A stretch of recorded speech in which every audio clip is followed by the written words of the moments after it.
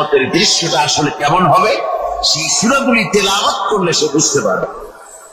যেমন আল্লাহ পাক বলছেন, ইযাস সামাউ ফাতারাত ওয়া ইযাল কাওয়াকিবু তাসারাত ওয়া ইযাল বিহারু ফুজ্জিরাত ওয়া ইযাল কুবুরু বুসিরাত। যখন আকাশসমূহ চূর্ণ বিচূর্ণ হয়ে যাবে আর তারকাসমূহ বিক্ষিপ্ত হয়ে পড়বে, সমুদ্র মহাসমুদ্রগুলি দীর্ণ বিদীর্ণ হয়ে যাবে, কবরগুলি সব উদ্গীরণ করে দেবে, তার মধ্যে যা আছে সে সবগুলি। আবার আল্লাহ পাক বলেন, ইযাশ শামসু কুবিরাত ওয়া ইযান নুজুমু কাদারাত ওয়া ইযাল জিবালু সুজ্জিরাত। সূর্য যখন ঢেকে যাবে, তারকাগুলি যখন বিপর্যস্ত হয়ে যাবে, আর পাহাড়গুলি যখন চালিয়ে দেওয়া হবে, এই দৃশ্য তোমরা দেখতে পাবে। فَإِذَا النُّجُومُ طُمِسَتْ وَإِذَا السَّمَاءُ فُرِجَتْ وَإِذَا الْجِبَالُ نُسِفَتْ।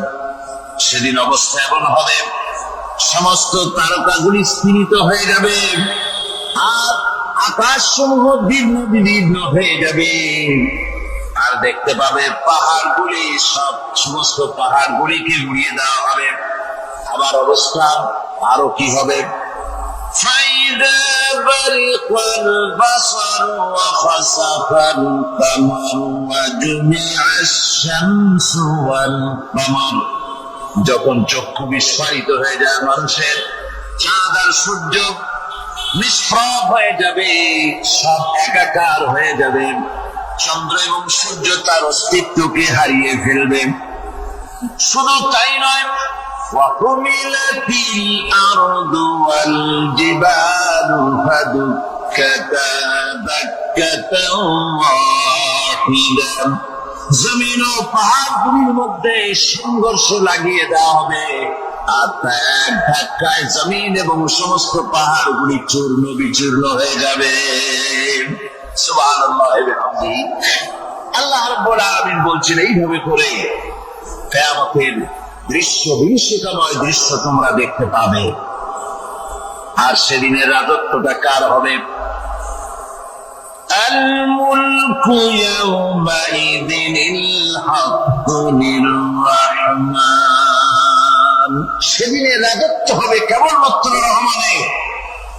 অর্থাৎ যেসব কৃত্রিম বাদশাহী দেখে তোমাদের চোখে ধাঁধা লেগে গিয়েছে, তোমাদেরকে দুনিয়ার বাদশাহী দেখে তোমরা ধোঁকায় পড়ে গিয়েছো, এসব বাদশাহী কিছুই টিকবে না সেদিন। সেদিন শুধু বাদশাহী থাকবে একমাত্র আল্লাহ পাকের। কার থাকবে বাদশাহী? জোরে বলেন কার? আল্লাহ রাব্বুল আলামিন যখন কিছুই থাকবে না, ঘোষণা করবেন, লিমানিল মুলকুল ইয়াওম লিল্লাহিল ওয়াহিদুল কাহ্হার। আজকে কার রাজত্ব?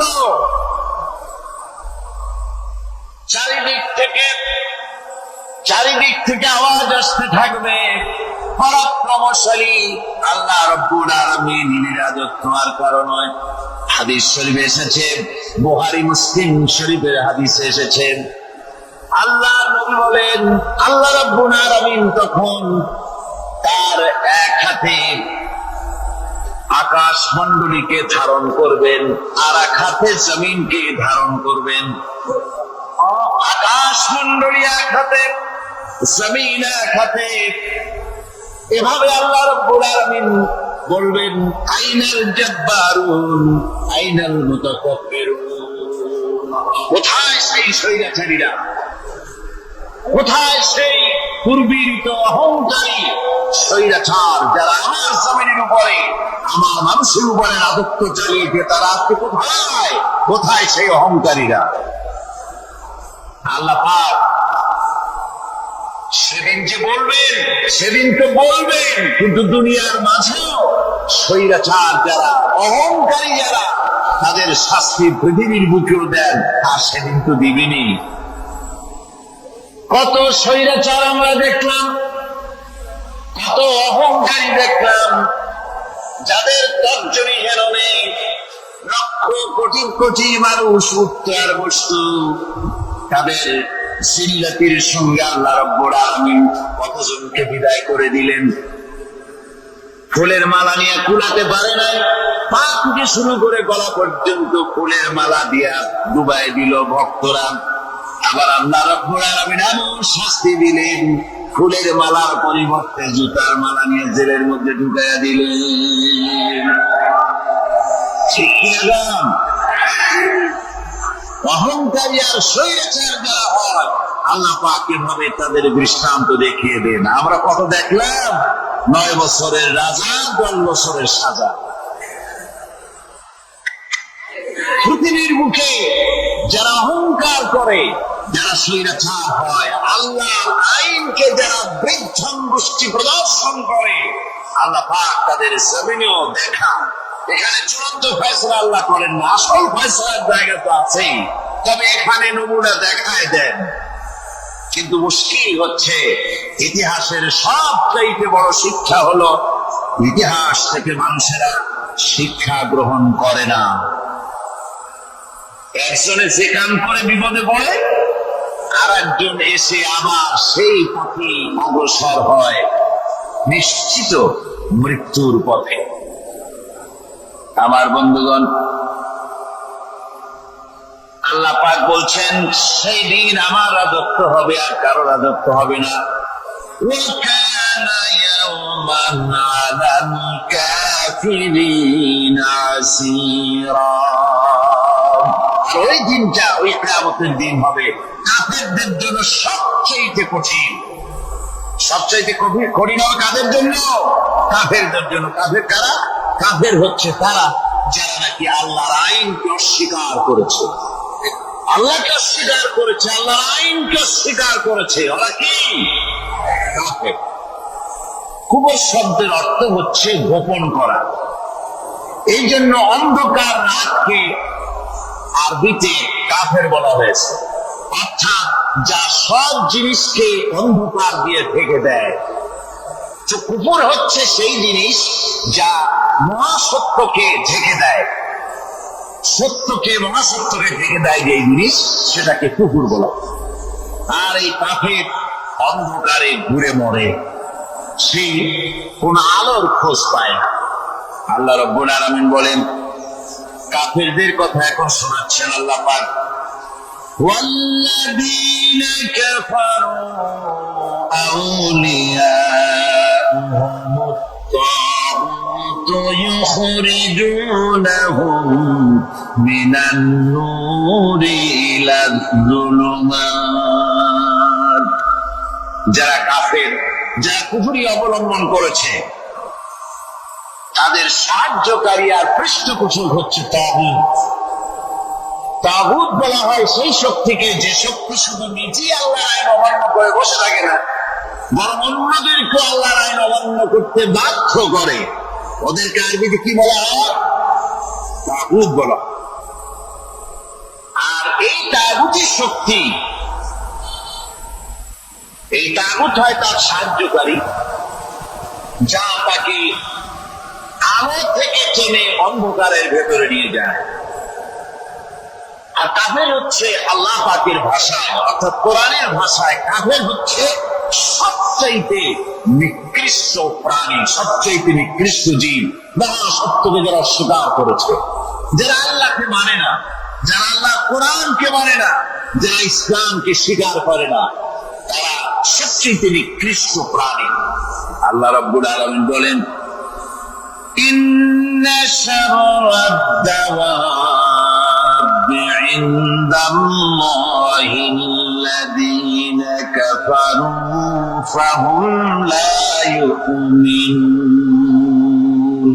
নিশ্চয়ই আল্লাহর জমিনে সব বিচরণশীল জীব যত আছে, আল্লাহ বলছেন আমার জমিনে বিচরণশীল জীব যত আছে, তার মধ্যে সবচাইতে নিকৃষ্ট প্রাণী হলো যারা ঈমান আনে নাই। যারা বিশ্বাস করে আমি আল্লাহকে, যারা পরকালকে বিশ্বাস করে নাই, যারা কোরআনকে বিশ্বাস করে নাই, যারা ইসলামকে বিশ্বাস করে নাই, পৃথিবীর মধ্যে তারা সবচেয়ে নিকৃষ্টতম প্রাণী। আল্লাহ বলেন শুধু নিকৃষ্ট জনক নিকৃষ্ট প্রাণী বললেই সারে না, এরা হলো চতুষ্পদ জানোয়ারের মতো। কে বলতেছে? আমি বলছি নাকি? আল্লাহ পাক বলতেছেন চতুষ্পদ জানোয়ারের মতো কাফেরেরা। ওয়ামাসালুল্লাযীনা কাফারু কামাসালিল্লাযী ইয়ানঈকু বিমা লা ইয়াসমাউ ইল্লা দুআআন ওয়া নিদাআ। এই কাফেরদের দৃষ্টান্ত হচ্ছে সে রাখালের মতো, যে রাখাল তার পশুদেরকে ডাকে আর ওই পশুরা একটা ডাক শুনে মাত্র, কিন্তু কি যে বলে তা তো পশুকে বোঝে না। বুঝতে পেরেছি? তখন এই ঘটনাটাকে কবি এভাবে লিখতেছেন সাজায়। একদা সুখদায় প্রমোদা বদন, দর্শন করিব ঝরিল নয়ন। হেসে কহে সে রূপসী সবিস্ময় মন, কহ দেখে মহাশয় কহ কি কারণ।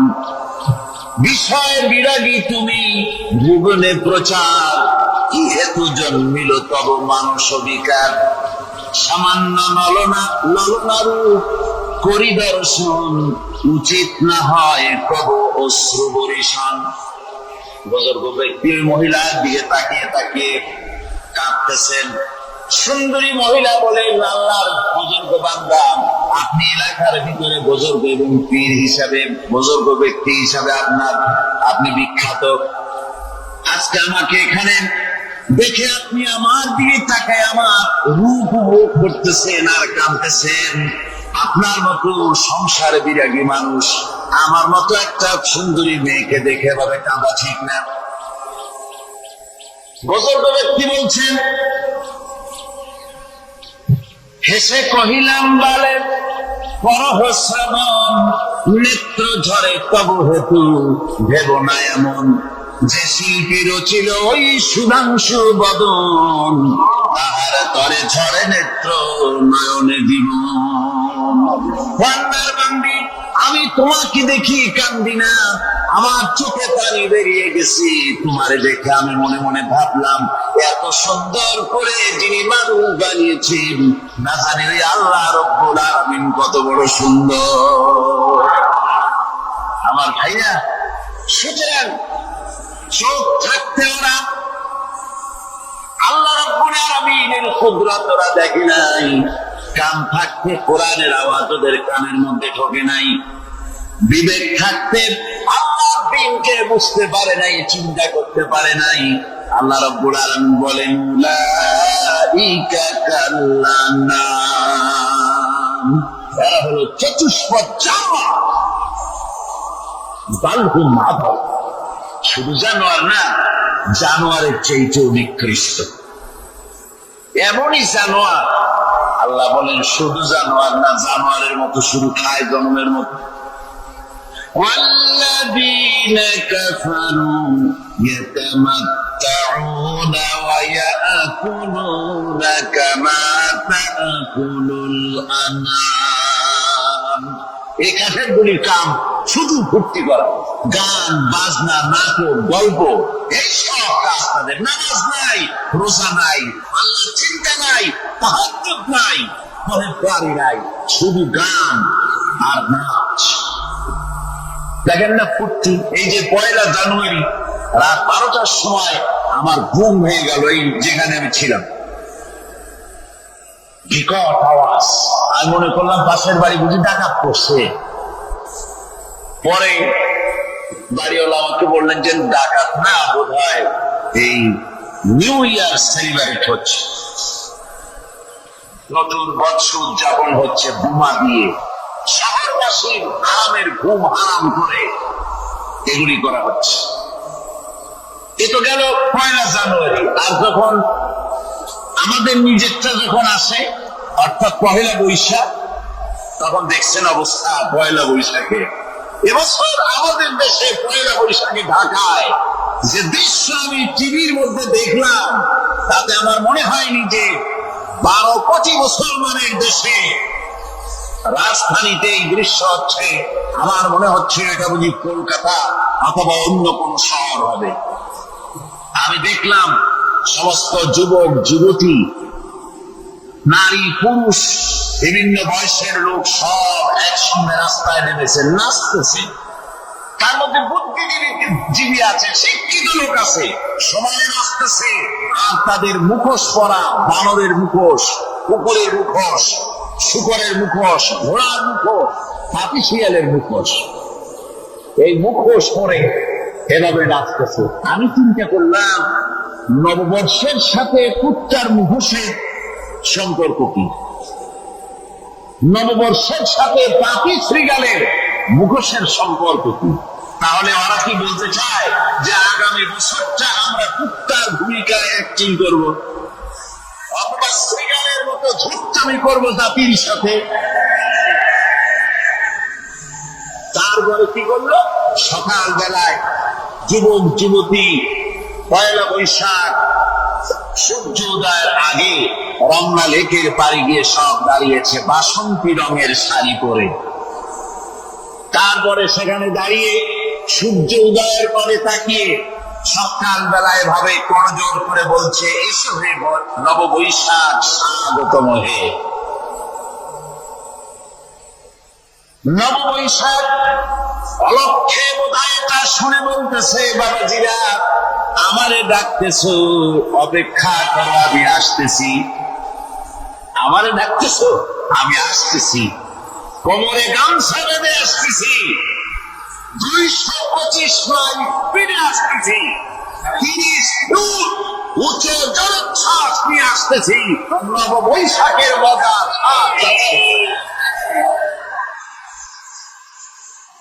আমার ভাইরা, মুসলমান নববর্ষ উদযাপনের সাথে মুসলমানের কিসের সম্পর্ক? মুসলমান যদি এই দিন উদযাপনই করে, তাহলে তাকে করতে হবে ফজরের নামাজ পড়বে। মুসলমান নববর্ষ উদযাপন করবে, ফজরের নামাজ পড়বে, তারপরে কোরআন শরীফ তেলাওয়াত করবে, দরুদ শরীফ পড়বে, আল্লাহর দরবারে হাত তুলে বলবে, রব্বুনা রাব্বিন একটি বছর পার করে দিলাম, নাফরমানি ছাড়া কিছুই তো করি নাই, বিগত বছরে যা করেছি মাফ করে দাও, আগামী বছরটা গোটা জাতি আর দেশের জন্য কল্যাণকর মঙ্গলময় করে দাও। এটাই তো বলা উচিত ছিল নাকি? বলে তা না করে, তা না বলে, বৈশাখের পরিচালককে না দেখে সরাসরি বৈশাখকে আহ্বান করা হয়েছে। আর বৈশাখ আহ্বান করার মজা জনমের মতো দেখাই দিয়েছে। আল্লাহ রাব্বুল আলামিন তাই বলেন, কাফেররা তাদের কাজ হলো শুধু খাওয়া, তারা এমন খাওয়া খায় জনমের মতো খায়। ইয়াকুলুনা কামা তাকুলুল আনাম, জানোয়ারে যেমন খায় ওই রকম খায়। তার মানে খায়, একটু বিসমিল্লাহ কয় না, খায় যখন ছেড়ে দেয় তখন আলহামদুলিল্লাহ বলে না। বাভাগ্যে খায়, আবার বাভাগ্যে খায়, ডাবারটা কাটলো, বিসমিল্লাহ নাই, খাইলো, 2-4 ঝোঁক খাইয়া পুরা ডাক্তার খালাই দিল। ডাক্তার কি তোমার বাজান তৈরি করছিল নাকি? একটু বিসমিল্লাহ বললাম না, একটু শুকরিয়া আদায় করলাম। আমি গত এই ডিসেম্বর গেল, ডিসেম্বরের 16 তারিখে আমেরিকা থেকে এসেছি। ওখানে দেখলাম তারা প্রতি নভেম্বর মাসে শেষ বৃহস্পতিবার থ্যাঙ্কস গিভিং ডে অবজার্ভ করে। তা আমি জিজ্ঞেস করলাম, থ্যাঙ্কস গিভিং ডে জিনিসটা কি? ওরা বললো, এটা হচ্ছে এই যে আমাদেরকে সারা বছর ভালো খাওয়াইছে, আমাদেরকে ভালোভাবে পড়াইছে, সুন্দর রেখেছেন, এই জন্য আমরা গডকে থ্যাঙ্কস দেই নভেম্বরের এই শেষ দিনটিতে। সারা বছরে ভালো খাইছি, ভালো থাকছি, এই জন্য গভর্নমেন্টকে মানে গডকে থ্যাঙ্কস দিলেন। আমি আমার আলোচনায় সেখানে বললাম যে দেখেন রাশিয়ার সাথে আমেরিকার পার্থক্য তো এখানে, ওরা গডকে অস্বীকারই করেছে, গডই মানে না। আর এরা গডের নামাজ রোজা বা ইবাদত কিছু করুক আর না করুক, গডের অন্তত একটা ধন্যবাদ দেয়। ওরা ওদের ডলারে লিখেছে ইন গড উই ট্রাস্ট, প্রত্যেকটা ডলারে লেখা আমরা গডে বিশ্বাস করি। শুকর আদায় করলে তা আল্লাহ বাড়িয়ে দিবে। আল্লাহ রাব্বুল আলামিনের সুন্নাত হলো শুকর যদি কেউ আদায় করে আল্লাহ বাড়িয়ে দেন। লাইন শাকারতুম লাযীদান্নাকুম ওয়া লাইন কাফারতুম ইন্না আযাবী লাশাদীদ। আমার নিয়ামতের শুকর যদি আদায় করো আমি বাড়ায় দেব, আর যদি নিয়ামতের শুকর আদায় না করো তাহলে মস্ত বড় শাস্তি তোমাদের জন্য রেখেছি। আমেরিকা শুকর আদায় করে নিজেরা খাইয়া, কিন্তু ওদের জমিন হলো বিশাল জমি।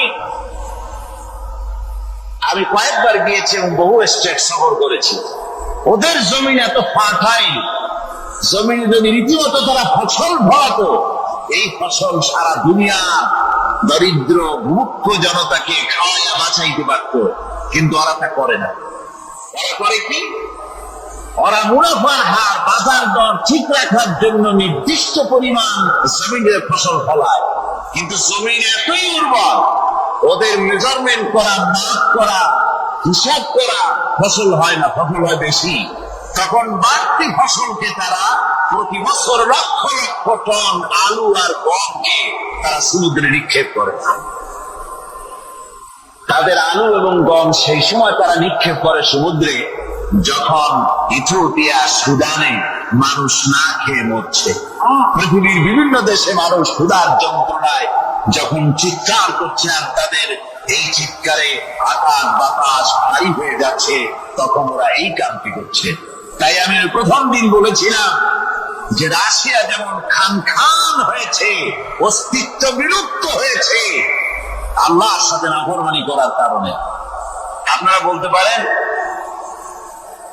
কমিউনিজম কি একটা সহজ ব্যাপার? এত বিরাট শক্তি, পৃথিবীর বুকে কত দেশ তারা ডমিনেট করতেছিল, কোন যুদ্ধ নাই, কোন রক্তপাত নাই, বিনা ধাক্কায়, বিনা বাতাসে, বিনা ঝড়ে বিশাল মহিরুহু চিৎপটান। এটা হলো কেন? কেন হলো রাশিয়ার এই দশা? আমি লালদিঘির ময়দানে বলে গেছিলাম, আমি চিন্তা করে যেটা পাইছি সেটা হচ্ছে দুনিয়ার সমস্ত মতবাদ আল্লাহকে কোন না কোন প্রকারে স্বীকার করে। তার কথা মানুক আর না মানুক, আছে একটা কিছু এতটুকু বলে যে আল্লাহ আছেন বা গড আছে বা একটা কিছু আছে। কমিউনিজম, সমাজতন্ত্র হলো পৃথিবীর একমাত্র নিকৃষ্ট মতবাদ, যে মতবাদ সরাসরি আল্লাহকে স্বীকার করেছে, বলেছে আল্লাহ নাই, দেয়ার ইজ নো গড। তারা ধর্মকে আফিম বলেছে, আল্লাহ পাক তাই কোন যুদ্ধ ছাড়া, কোন মারামারি ছাড়া, কোন রক্তপাত ছাড়া এই বিশাল শক্তিকে ফুৎকারে উড়িয়ে দিলেন, তুলার মতো হয়ে, গোটা রাশিয়া তুলার মতো হয়ে, পেঁচা তুলা, ঘোড়া তুলার মতো হয়ে সব উড়ে চলে গিয়েছে, অস্তিত্ব বিলুপ্ত হয়ে গেছে। কিন্তু আমাদের দেশের খুচরা কমিউনিস্টরা এখনো স্বপ্ন দেখে। ওই যে কালকে বলেছি, তারা বলে কলমের খোসা এটা এখনো নষ্ট করা যাবে না, এটা এখনো চালু করা হবে, এখনো চীনে আছে, এখনো কিউবায় আছে। ওই কিউবা থেকে চীন থেকে ফিদেল কাস্ট্রোর একটু আওয়াজ শুনে, চীন থেকে মিস্টার ব্যাং না কি জানি না, এর আওয়াজ শুনে আর তাই মনে করে এ বুঝি সমাজতন্ত্রের বিজয়ের গান। না, চীন থেকে আর কিউবা থেকে যে আওয়াজ আজকে উঠতেছে, এই আওয়াজ সমাজতন্ত্রের বিজয়ের আওয়াজ নয়, এটা হলো সমাজতন্ত্রের মরণ যন্ত্রণার গোঙানির আওয়াজ। কাজেই এরা দুনিয়ার বুকে শুধু আনন্দ এবং ফুর্তি করে, আল্লাহকে চিনতে তারা ব্যর্থ হচ্ছে। আল্লাহ রাব্বুল আলামিন বলেন, অবিশ্বাসীদের কৃতকর্ম, তাদের কাজগুলি, তাদের কর্মফল সব নিষ্ফল হয়ে যাবে। ওয়াল্লাযীনা কাফারু আ'মালুহুম কাসারাবিন বিকিআতিন ইয়াহসাবুহু যান্নানু মা। আল্লাহ পাক বলেন, কাফের যারা, অবিশ্বাসী যারা আমাকে অস্বীকার করেছে, অবিশ্বাস করেছে, তাদের আমলগুলি হলো মরুভূমির মধ্যে মরীচিকার মতো। মরুভূমির মরীচিকা, আর যখন মরুভূমির ভিতর দিয়ে যায়, পানির পিপাসা লাগে, দূরে দেখে পানি চিকচিক করতেছে, আর ওই মরীচিকা যেটাকে সে পানি মনে করেছিল,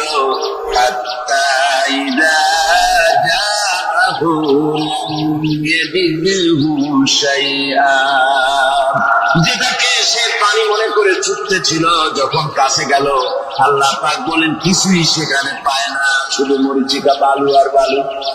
এরকম করে যারা আমার দিনকে অস্বীকার করেছে, আমাকে অস্বীকার করেছে, তারা যত ভালো কাজ করুক আর যাই করুক না কেন, তাদের কৃত কর্মগুলি এভাবে সব নিষ্ফল। এ হলো এক কথা। 2 নম্বরের কথা হলো, ওরা মনে করেছিল সমাজতন্ত্র শান্তি দেবে, কমিউনিজম শান্তি দেবে, সোশ্যালিজম শান্তি দেবে, ক্যাপিটালিজম শান্তি দেবে। এই শান্তির চিন্তা করে অবৈধ মানুষকে হত্যা করে সমাজতন্ত্রের রাজত্ব যখন কায়েম করলো, 70 বছর চলে গেল, তারপরে তারা দেখলো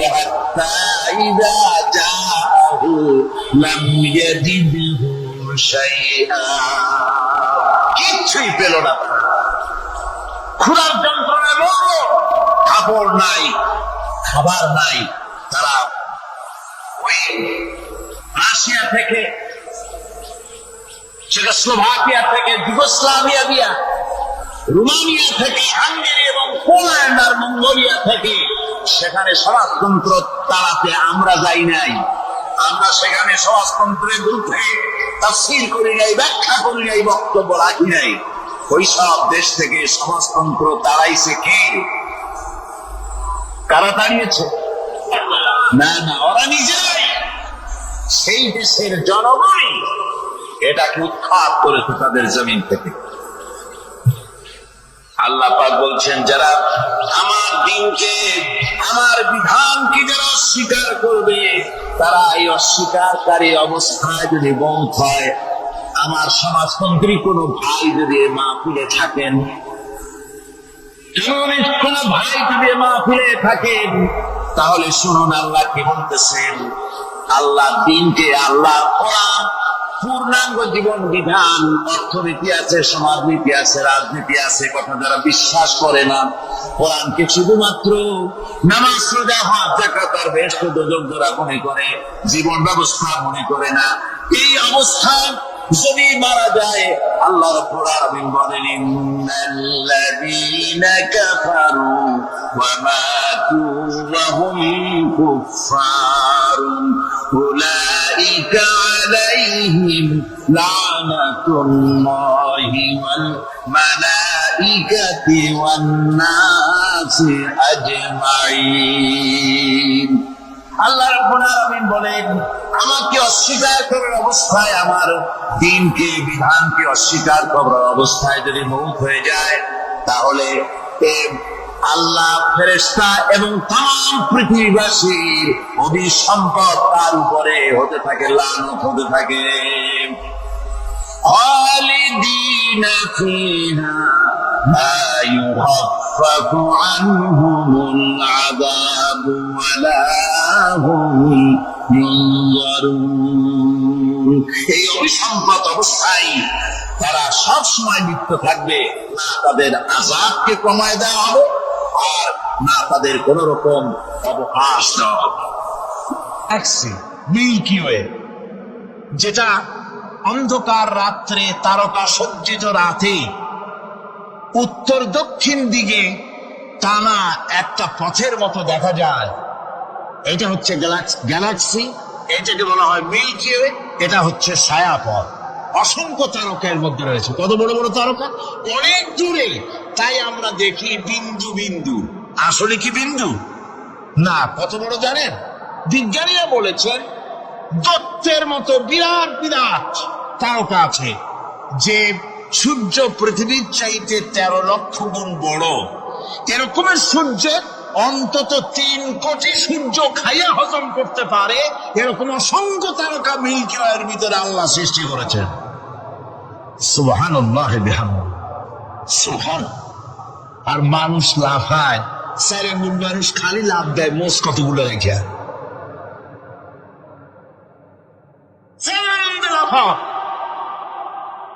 কি শক্তি তোমার!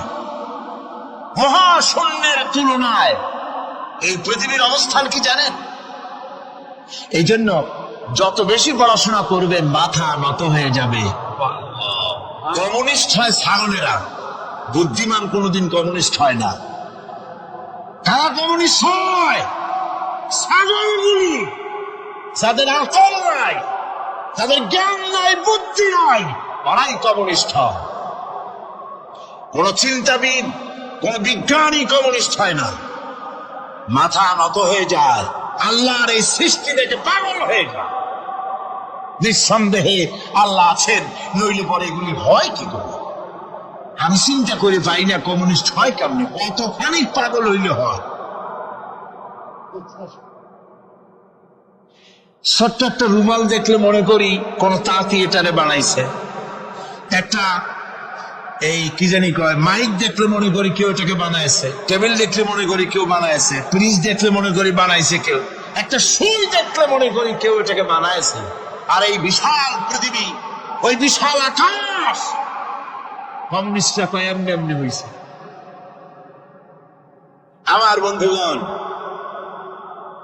মাথা নত হয়ে আসবে চিন্তা করলে কি বিশাল সৃষ্টি আল্লাহ পাকের। এই ছায়াপথ, এই গ্যালাক্সি, এর তুলনায় পৃথিবীর অবস্থান কোথায়? পৃথিবীর অবস্থানটা হচ্ছে আমার হাতে একটি কলম।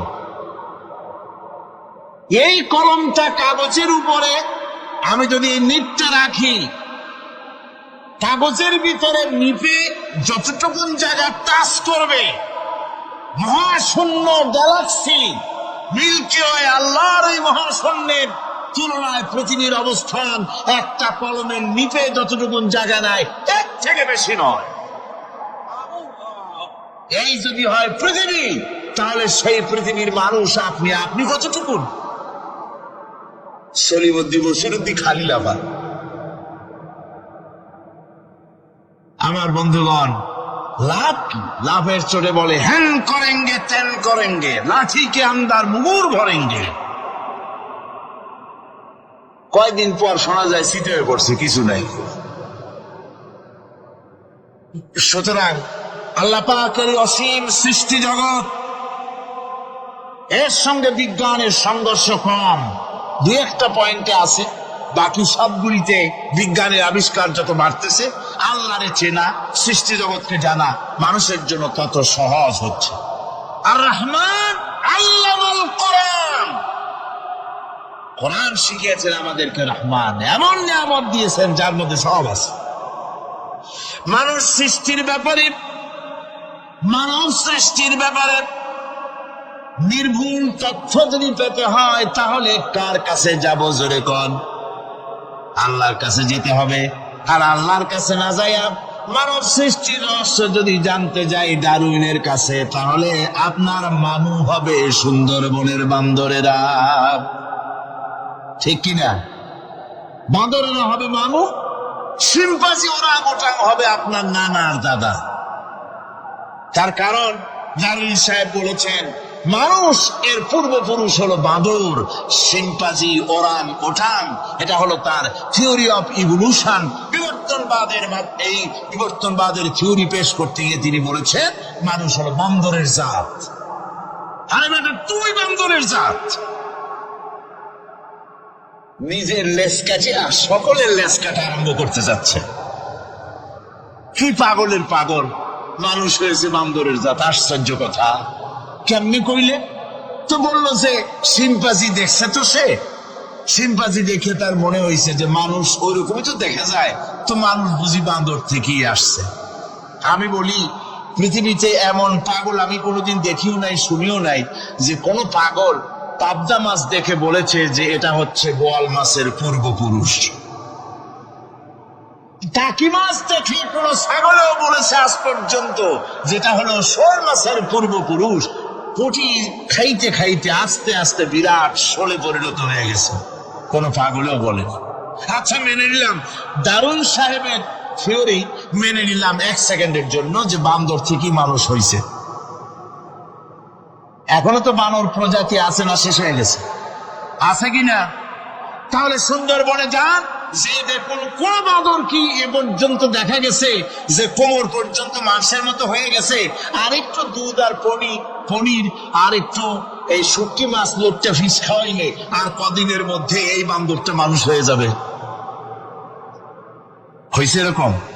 বাঁদরের 12 আনা মানুষ হয়ে গেছে, 14 আনা মানুষ হয়ে গেছে, আর অল্প একটু বাকি। এরকম দেখা গেছে কোথাও? দেখা যায়নি। এগুলি পাগলামি কথা, পাগলামি না। মানুষ বানর থেকে আসেনি, মানুষ ওরাং থেকে আসেনি, মানুষ সিম্পাজি থেকে আসেনি। মানুষ এসছে কোত্থেকে? এটা জানতে হলে নির্মূল তথ্য জানার জন্য আসতে হবে কোরআনের কাছে। কার কাছে? আল্লাহ রাব্বুল আলামিন তার হাবিবের মুখ থেকে মানব সৃষ্টি রহস্য তিনি উদ্ঘাটন করে দিয়েছেন। তিনি বলেছেন, দুনিয়াবাসীকে শুনিয়েছেন, ফালয়ানজুরিল ইনসানু মিম্মা খুলিক খুলিকা মিম্মা ইন দাফিকিন ইয়াখরুজু মিন বাইনিস সুলবি ওয়াত তারাইব। আল্লাহ পাক বলেন, মানুষ কি তার সৃষ্টি রহস্য দেখে না? কেমনে তাকে আমি সৃষ্টি করেছি?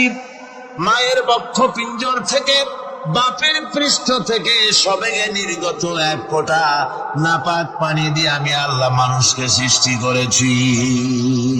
বান্দর থেকে নয়, ওরাংওটাং থেকে নয়, সিম্পাজি থেকে নয়, মানুষের অরিজিন মানুষ।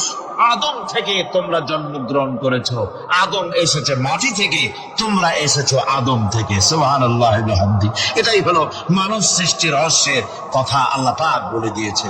অন্যত্র আল্লাহ বলে, ইন্না খালাকনাকুম মিন তুরাবিন সুম্মা মিন নুতফাতিন সুম্মা মিন আলাকাতিন সুম্মা মিন মুদগাম।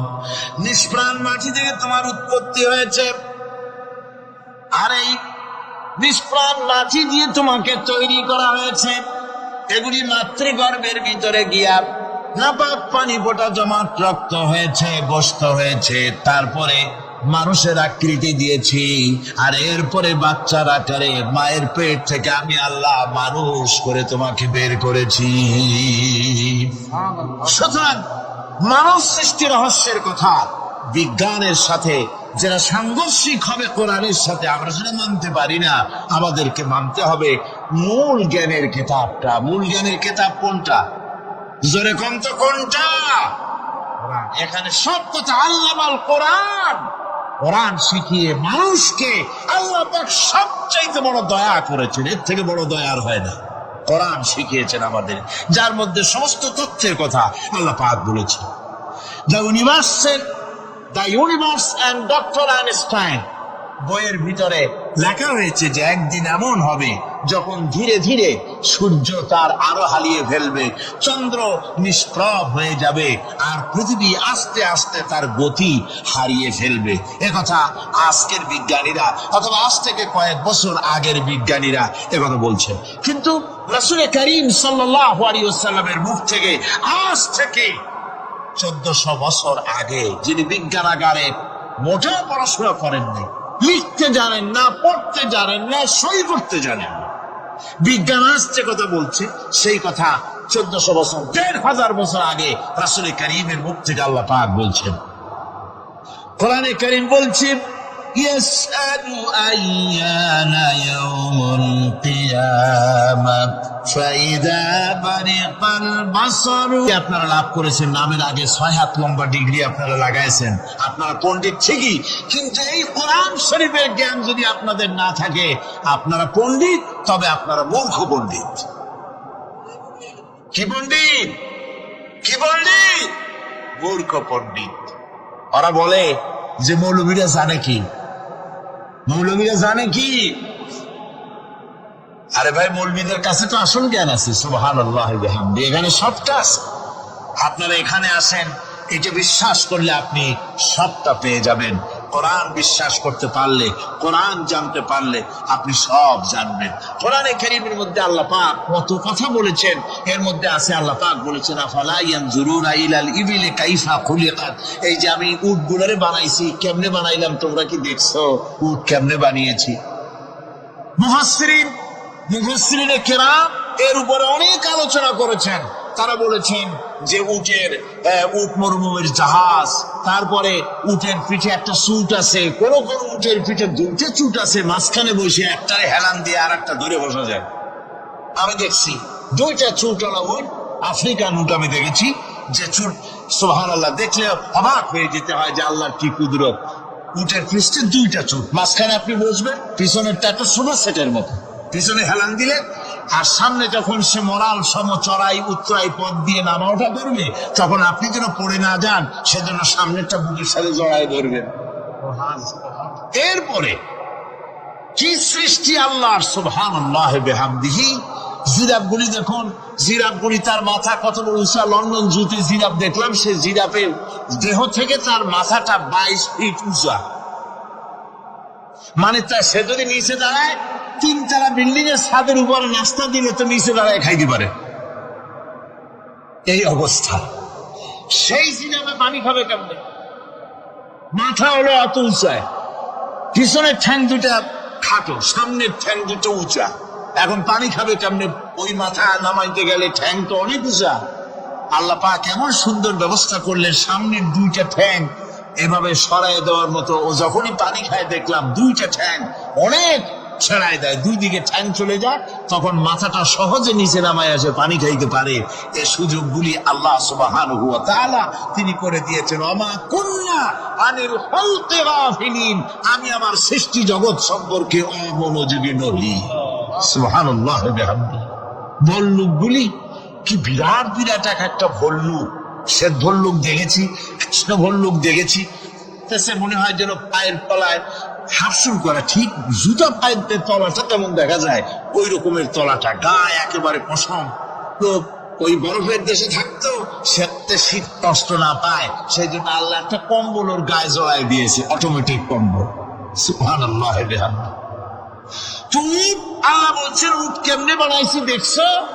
আফালা ইয়ানজুরুনা ইলাল ইবিলি কাইফা খুলিকাত, উট বানালাম কেমনে দেখেছিস?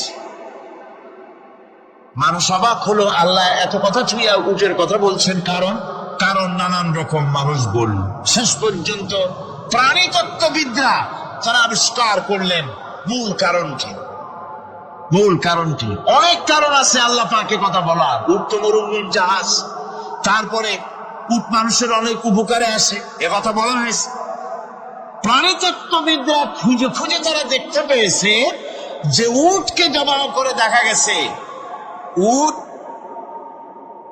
সমস্ত প্রাণী বাতাস থেকে অক্সিজেন যতটা গ্রহণ করে ততটা ছেড়ে যায়, যতটা গ্রহণ করে ততটা ছেড়ে যায়। একমাত্র প্রাণী উট যে যতটা অক্সিজেন গ্রহণ করে বাতাস থেকে সবটা ছাড়ে না, 2/3 ছেড়ে দেয়, 1/3 তার লাংসের পাশে রাখার জন্য আল্লাহ পাক একটা চেম্বার তৈরি করেছেন। ওই চেম্বারের ভিতরে 1/3 অক্সিজেন থেকে যায়, কারণ পানিও রেখে। তার পানি রাখার জন্য রিজার্ভ ট্যাঙ্কি আছে, একটা ভেতরে একটা রিজার্ভ ট্যাঙ্কি আছে, অক্সিজেন রাখার একটা চেম্বার আছে। এগুলি কেন? এই জন্য যে মরুভূমির ভিতরে সাইমুম শিল্প গোষ্ঠী না, কিন্তু ঝোড়ো হাওয়া, মরুভূমির ভিতরে ঝোড়ো হাওয়া, এই ঝোড়ো হাওয়া যখন আরম্ভ হয়ে যায় তখন মানুষ বাঁচতে পারে না, মানুষ টের পাইয়া সব বাড়িতে চলে যায়। মরুভূমিতে চড়ে বেড়ায় উট, সে যাবে কোথায়? ওর তো যাওয়ার জায়গা নাই। 7 দিন 8 দিন 1 সপ্তাহ 2 সপ্তাহ পর্যন্ত এই মরুভূমিতে ঝড় চলতে থাকে, বালুর ঝড়, কিচ্ছু দেখা যায় না। ওখানে দেখছিলেন বালুর পাহাড়, কালকে আজকে দেখবেন বালুর পাহাড় এখানে চলে আসছে। এভাবে পাহাড় তৈরি হয়ে যায়, বালি উড়ায় নিয়ে যায় বাতাসে। এই বাতাসের ভিতরে বালু উঠতে থাকে সমানে, মানুষ প্রাণী কিছুই সেখানে শ্বাস করতে পারে না, বাঁচতে পারে না। উটের মতো প্রাণী যে মরুভূমিতে থাকে, ও বাঁচবে কি করে? আল্লাহ সুবহানাহু ওয়া তাআলা ওর লাংসের পাশে অক্সিজেন রাখার চেম্বার করে, পানির ট্যাঙ্কি তৈরি করে দিয়ে রেখে এমন কায়দা করেছেন, ও যখনই টের পায় যে ঝড় শুরু হবে, সাথে সাথে ঠ্যাং দিয়া মুখ দিয়া গর্ত করে বালুর ভিতরে মাথা ঢুকাইয়া 1 সপ্তাহ 2 সপ্তাহ থাকতে পারবে মাটির তলে, অক্সিজেনের অভাব হবে না।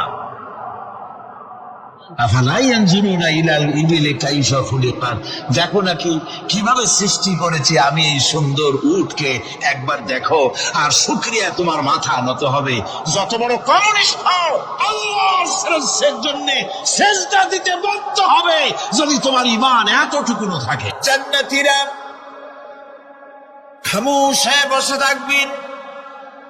বিশ্বনবী মুহাম্মদ রাসূলুল্লাহ সাল্লাল্লাহু আলাইহি ওয়াসাল্লাম তখন বলবেন, আয় আল্লাহ রাব্বুল আলামিন, জান্নাতীরা আমার উম্মতেরা, তারা বুঝতে পারে নাই তোমার কাছে যা বেশি আছে সেটা তারা বুঝতে পারে নাই। আয় আল্লাহ তাআলা, জান্নাতীরা সব নিয়ামত পেয়েছে ঠিক, কিন্তু যার জন্য আরামের ঘুমকে হারাম করে গভীর রাত্রে জেগে জেগে তাহাজ্জুদের নামাজ আদায় করে চোখের পানি ফেললো, যার জন্য জিহাদ করলো, যার আইন কায়েমের জন্য শহীদ হলো, যার জন্য মান ইজ্জত শেষ করলো, হিজরত করলো, কষ্ট করলো, রক্ত দিল, জীবন দিল, সেই আল্লাহকে তারা এখনো দেখতে পারে নাই। ওয়ালাদাইনা মাজিদ, তাফসীরে বলা হয়েছে আল্লাহর কাছে যেটা আসে তিনি দর্শন দিবেন।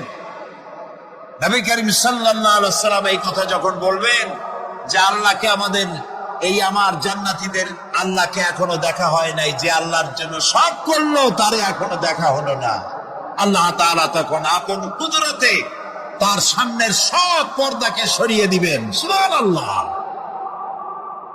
হাসরবাসীরা তখন, আল্লাহ তাআলা কোরআনে কারিমে বলছেন, রব তাকিয়ে থাকবেন বান্দাদের দিকে, আর বান্দারা তাকিয়ে থাকবে রবের দিকে। সুবহানাল্লাহ। এর মধ্যে কত লক্ষ বছর পার হয়ে যাবে কেউ বুঝতে পারবে না। দুঃখের রাত পোহাতে খুব কষ্ট হয়, আর সুখের রাত কোন ফাঁকে আজান হয়ে যায় টের পায় না, ঠিক না? আল্লাহকে দেখতে থাকবে মানুষেরা। সুবহানাল্লাহ, সুবহানাল্লাহ। আল্লাহকে বলি, আয় আল্লাহ তাআলা, জান্নাতের যে অনুষ্ঠানে তুমি তোমার দর্শন মুবারক দিয়ে জান্নাতীদেরকে তুমি ধন্য করবে, সেই মজলিসের কোন এক কোনায় কানায় আমাদের মতো গুনাহগারদের একটু জায়গা করে দিও আল্লাহ তাআলা। জীবনের সব থেকে বড় কামিয়াবি। সুতরাং আল্লাহ রাব্বুল আলামিন, তাকে দেখা যাবে না, কিন্তু তার সৃষ্টি জগৎ থেকে তাকে চেনা যায়। এত সুন্দর ফুল, এটা এমনি এমনি হতে পারে না। হযরত ইমাম আবু হানিফা রাহমাতুল্লাহ আলাইহির সাথে এক নাস্তিকের বাহাস হওয়ার কথা। সে নাস্তিক অস্বীকার করেছে আল্লাহ নাই। ইমাম সাহেব বলেছেন আছেন। আচ্ছা ঠিক আছে, তর্ক হবে, বিতর্ক অনুষ্ঠান হবে। ইমাম সাহেব তার আসার সময় চাইতে প্রায় 1-2 ঘন্টা ডিলে হয়ে গেল। নাস্তিক উপস্থিত জনগণকে বলল, যে লোক তার ওয়াদা রক্ষা করতে পারে না তার সাথে আমার বহস কিসের? এ কথা বলতে বলতেই ইমামে আজম আবু হানিফা রাহমাতুল্লাহ আলাইহি মঞ্চে উঠে এসেছে। নাস্তিক বলল, আপনার সাথে আমার তর্ক করার উৎসাহ হারিয়ে ফেলেছি। কেন?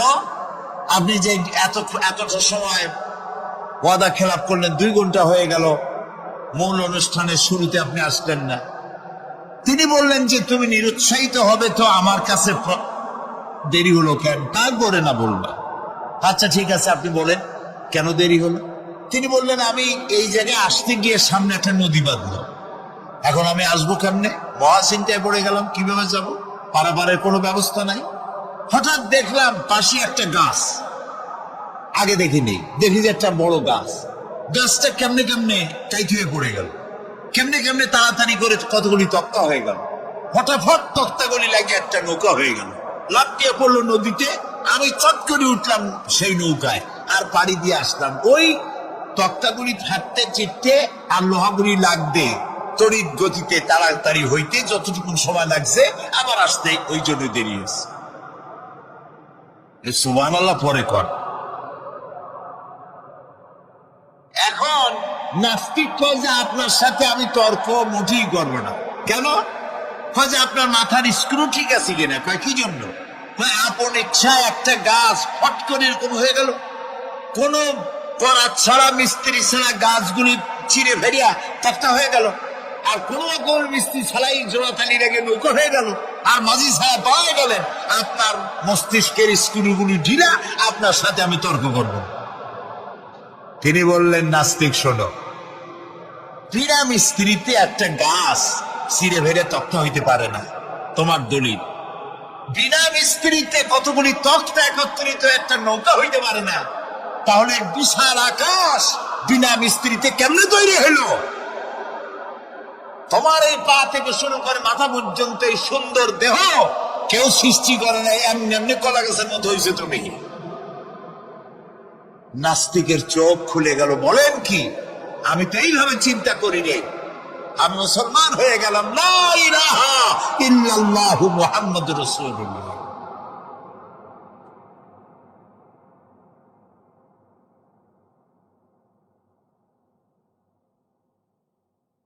আল্লাহ পাকের অস্তিত্বকে বোঝার জন্য তার সৃষ্টি জগৎ যথেষ্ট। সুবহানাল্লাহ বলেন। শুধুমাত্র কপাল পোড়া ওরাই আল্লাহরে চেনে না। লক্ষ্য করুন, আপনার আমার পা থেকে শুরু করে মাথা পর্যন্ত কি সুন্দর বিন্যস্ত করেছেন আল্লাহ তাআলা। সুবহানাল্লাহ। আল্লাহ তাআলা বলেছেন, দেখো, আফালা ইয়ানজুরুনা ইলাল ইবিলি কাইফা খুলিকাত। তোমরা কি দেখো না যে আমি উটকে বানাইছি কেমনে? আল্লাহর আদাত মোবারক, আল্লাহর সিস্টেম, আল্লাহর কুদরত হচ্ছে লাঠি দিয়া পিটাইয়া মানুষকে হেদায়েত করার কোন অভিলাষ, কোন ইচ্ছে আল্লাহর নাই। সুবহানাল্লাহ বলে আল্লাহ রাসূলকে বলেছেন, ইন্নামা আনতা মুযাক্কিরুন লাস্তা আলাইহিম বিমুসাইতির। হে নবী, আমি আপনাকে উপদেশক করে পাঠিয়েছি পৃথিবীতে, লাঠি মারার জন্য দারোগা করে বাড়াই নাই। সুবহানাল্লাহ। আপনি আল্লাহরে মানবেন না, আল্লাহ একটা ফেরেশতা বানাই দেবে, পিটাই ওর গর্দানের চামড়া উঠাইবেন না। আল্লাহ বলেন যে দেখো, যুক্তি প্রমাণের মাধ্যমে তুমি আল্লাহকে চিনতে শেখো। নিজের দিকে তাকাও। আচ্ছা, তোমরা উট দেখো নাই? কি বলতেছেন? আল্লাহ বলছেন উট দেখো নাই? আফালা ইয়ানজুরুনা ইলাল ইবিলি কাইফা খুলিকাত ওয়া ইলাস সামায়ে কাইফা রুফিআত। ওই বিশাল আকাশ আছে, দেখেন তো। এই যে প্যান্ডেলটা, আমাদের দৃষ্টিতে প্যান্ডেলটা বড়, কিন্তু আকাশের দৃষ্টিতে এটা কি? কিছুই না। এই প্যান্ডেলটুকুন তৈরি করতে কয়শো বাঁশ লাগছে, দেখছেন তাকে? আচ্ছা, এবার আকাশটার দিকে তাকা, কয়টা খুঁটি আছে? কয়টা খুঁটি আছে? আল্লাহ তাআলা বলছেন, আনতুম আশাদ্দু খালকান আমিস সামাউ বানাহা। তোমারে বানানো কঠিন নয়, বিশাল আকাশটা বানানো কঠিন। তো অত বড় আকাশটাই তো আমি বানাইছি। কে বলতেছেন? আল্লাহ তাআলা। আল্লাহ বলছেন, আফালা ইয়ানজুরুনা ইলাল ইবিলি কাইফা খুলিকাত। উট বানাইছি কেমনে দেখো নাই? এইটা নিয়ে মুফাসসিরিনে কেরাম অনেক তাফসীর করেছেন। কেউ বলেছেন আল্লাহ তাআলা এই জন্য এটা বলেছেন যে উটের দুইটা হাঁটু। সমস্ত প্রাণীর হাঁটু কয়টা? কয় দুইটা। আপনার কি দুইটা হাঁটু? একটু বুঝে শুনে জবাব দেন। আমাদের হাঁটু কয়টা? গরুর কয়টা? হাতির কয়টা? সব প্রাণীর হাঁটু একটা, উটের হাঁটু দুইটা। তারপর উট মরুভূমিতে থাকে, মরুভূমির জাহাজ, অনেক কথা অনেকে বলেছে। কিন্তু একজন চিকিৎসা বিজ্ঞানী কোরআনে কারিমের এই আয়াত পড়ে তিনি চিন্তা করলেন, আল্লাহ উটের কথা কইলেন কেন, যে কেমনে বানাইছি দেখো নাই, নিশ্চয়ের মধ্যে কিছু আছে। সে উটকে চেরাফারা করলো, উটকে অপারেশন করে, সার্জিক্যাল অপারেশন করে তারপরে তিনি আবিষ্কার করলেন। শুনুন কি আবিষ্কার করলেন তিনি আবিষ্কার করলেন পৃথিবীর সমস্ত মানুষেরা, সমস্ত প্রাণী জগৎ পানি পান করে আর সবটা পেশাব করে বের করে দেয়। উট একমাত্র প্রাণী পানি পান করার পর সবটা খাইয়া হজম করে না, তার লাংসের কাছে আলাদা একটা চেম্বার আছে, ওই চেম্বারে কিছুটা পানি সেখানে সে রিজার্ভ রাখে। গেল এক নম্বর। দুই নম্বরে পাওয়া গেল অক্সিজেন। প্রাণী জগৎ বাতাস থেকে অক্সিজেন গ্রহণ করে আর কার্বন ডাই অক্সাইড করে এটাকে বের করে দেয়। উট একমাত্র প্রাণী অক্সিজেন যতটা গ্রহণ করে ততটা ছেড়ে দেয় না, ওর থেকে কিছুটা জমা করে রাখার জন্য তার বুকের মধ্যে একটা জায়গা আল্লাহ একটা চেম্বার তৈরি করেছেন, ওখানে অক্সিজেন জমা থাকে, একদিকে পানি আর একদিকে অক্সিজেন শ্বাস প্রশ্বাসের জন্য। তখন পায়ের পিঠের চামড়া কি ওরকম? আমাদের পায়ের পিঠের চামড়া যেরকম, ওইটা যদি হতো পায়ের তলায়, তাহলে প্রতি 3 দিন অন্তর 2 দিন অন্তর পায়ে হাফসুল করা লাগতো জুতার মতো, ঠিক না? হাতের উপরে চামড়াটা যেরকম, হাতের তালুতে চামড়া কি ওরকম? হাতের তালুর চামড়া কি তাও কইতে পারেন না, পুরু, আর উপরেরটা পাতলা। এই উপরের চামড়াটা যদি এইখানে হইতো তাহলে গরম কদু আর ডাল খাইতেই পারতেন না, চামড়ার কাম শেষ।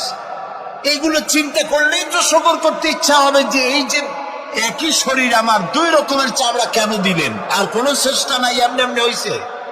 কত বড় রাম ছাগল হলে নাস্তিক হতে পারে, জানোয়ারের চাইতে নিকৃষ্ট নাস্তিকেরা, পশুর চাইতে কুত্তার চাইতে নিকৃষ্ট যারা নাস্তিক। কুত্তায়ও আল্লাহরে চেনে, সুবহানাল্লাহ বলে আল্লাহরে চেনেছে। গরু ছাগল আল্লাহ যা বানিয়েছে সব আল্লাহর হুকুম মতো তার নিজস্ব পরিমণ্ডলে থাকে। মানুষ নামের কলঙ্ক ওই সব মানুষ যারা বিশ্ববিদ্যালয়ে চাকরি করে আমাদের সন্তানদেরকে নাস্তিক বানায়। এর একটা শয়তান কয়েক মাস আগে দূরে কোথাও গিয়ে আল্লাহ জাহান্নামে নিয়ে গিয়েছে, ওর কবরে জাহান্নামের আগুন জ্বলে কিয়ামত পর্যন্ত। সে একই শয়তান নয়, বিশ্ববিদ্যালয়ের অসংখ্য ছেলেদের মেয়েদেরকে ধ্বংস করেছে, ইমান নষ্ট করেছে। প্রিয় ভাই সব, আল্লাহ রাব্বুল আলামিন তার অস্তিত্বের প্রমাণ রেখেছেন আর বলেছেন, দেখো কোন ভুল পাও নাকি। আল্লাহর এক দরবেশ বান্দা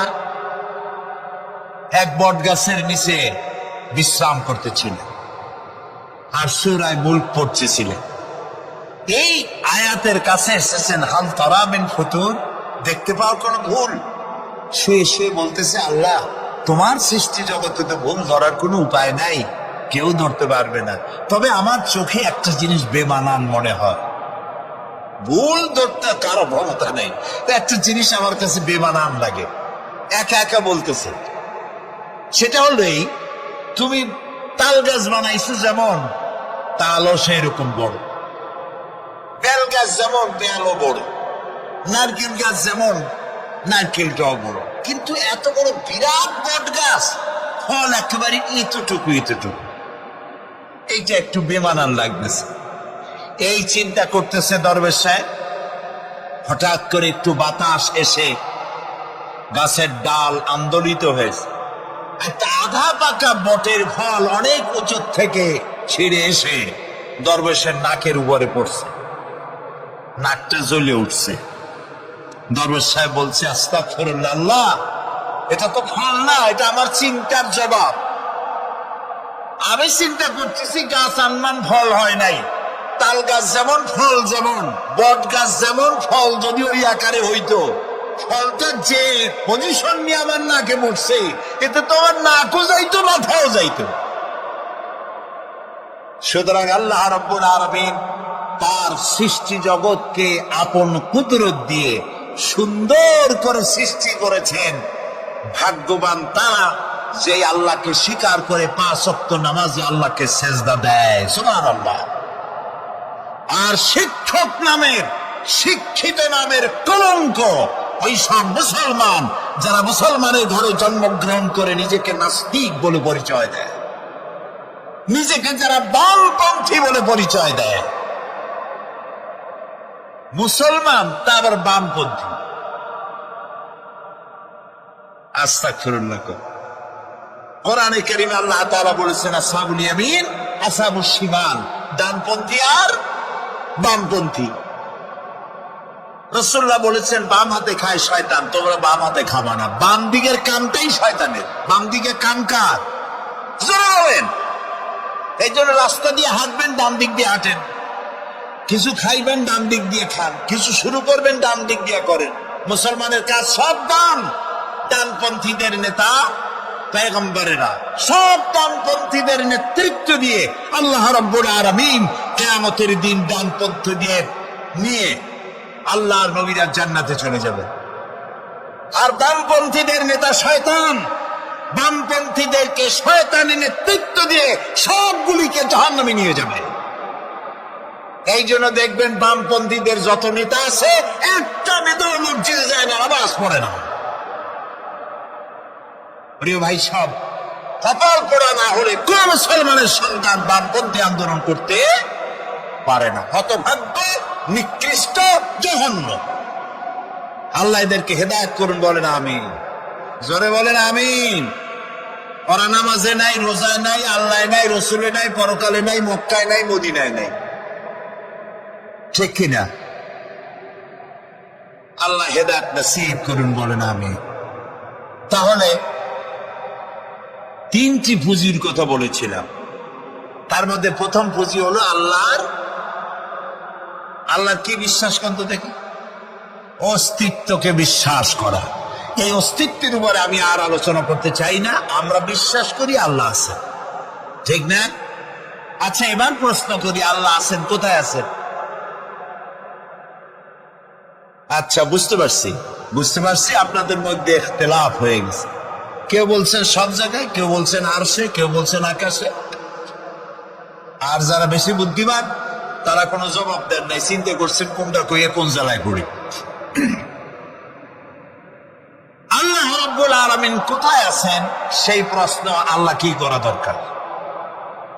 আল্লাহ আপনি কোথায় আছেন এই প্রশ্ন আমরা করার আগে আল্লাহ রাব্বুল আলামিন কোরআনে কারীমের মধ্যে জবাব দিয়ে দিয়েছেন, আর-রাহমানু আলাল আরশি ইসতাওয়া। সুবহানাল্লাহ। আল্লাহ সব জায়গায় আছেন এ কথা ঠিক নয়। কেন ঠিক নয় সেটাও বুঝাই দিই। সব জায়গা বলতে তার মধ্যে তো টয়লেটও আছে। সব জায়গা বলতে আরো বহুত খারাপ জায়গা আছে, আমি সে জায়গাগুলির নাম নিলাম না। তাহলে আল্লাহ কি সেসব জায়গা আছে? বলেন নাউযুবিল্লাহ। আল্লাহ নিজেই বলছেন আল্লাহ আছেন আরশে ইসতাওয়া। আল্লাহ আছেন কোথায়? আরশে। আল্লাহ যে আরশে আছে সেই জন্যই তো মানুষের হাত উঁচু করে আল্লাহর কাছে এরকম বলে যে উপরওয়ালা বলে না, না নিচুওয়ালা বলে, সব জায়গাওয়ালা এরকম বলে, উপরওয়ালা বলে। আল্লাহ আছেন আরশে, কিন্তু প্রত্যেক রাতে তিনি প্রথম আকাশে আসেন। সুবহানাল্লাহ। বান্দাদেরকে ডাকার জন্য আসেন। আল্লাহ সর্বত্র জ্ঞান রাখেন। তার ইলমের মধ্যে এক চুল পরিমাণ জায়গা আকাশও নাই, জমিনও নাই যে আল্লাহ রাব্বুল আলামিন ওই জায়গাটুকু সম্পর্কে তাৎক্ষণিকভাবে অবহিত নন এমন এক চুল পরিমাণ জায়গা আকাশেও নাই, জমিনেও। এটাই হলো আল্লাহ সব জায়গার জ্ঞান, তার ইলমের মধ্যে সব তিনি জানেন। এ কথা একটি ছোট্ট আয়াতের মধ্যে এভাবে বলা হয়েছে, وَيَعْلَمُ مَا فِي الْبَرِّ وَالْبَحْرِ وَمَا تَسْقُطُ مِنْ وَرَقَةٍ إِلَّا يَعْلَمُهَا। এই পৃথিবীতে জমিনের ভিতরে কি হয়, সমুদ্রের অতল তলদেশে কি হয়, সব আমি জানি।